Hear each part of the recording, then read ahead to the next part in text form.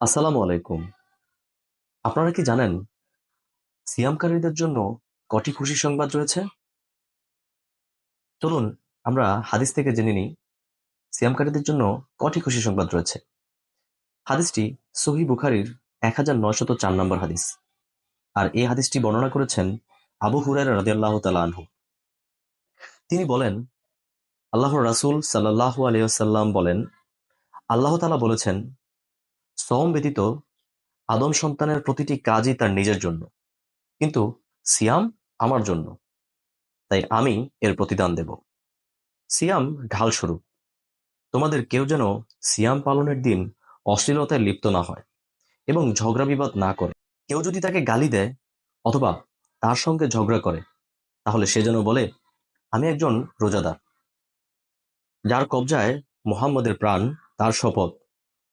অবশ্যই রোজাদারদের মুখের গন্ধ আল্লাহ তাআলার নিকট মেশকের গন্ধের চাইতেও সুগন্ধি। সিয়ামকারীদের জন্য রয়েছে দুটি খুশি যা তাকে খুশি করে।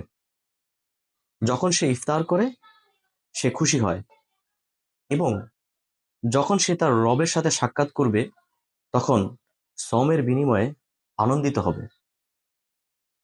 এই হাদিস থেকে আমরা বুঝতে পারলাম সিয়ামকারীদের জন্য রয়েছে সীমাহীন পাওয়া। আল্লাহ তাআলা যে কোনো কাজের বিনিময়ে আল্লাহ তাআলার সাথে সাক্ষাতের কথা কোথাও বলেননি, কিন্তু সিয়ামকারীদের জন্য আল্লাহ তাআলা এই বিশেষ সুযোগটি রেখেছেন।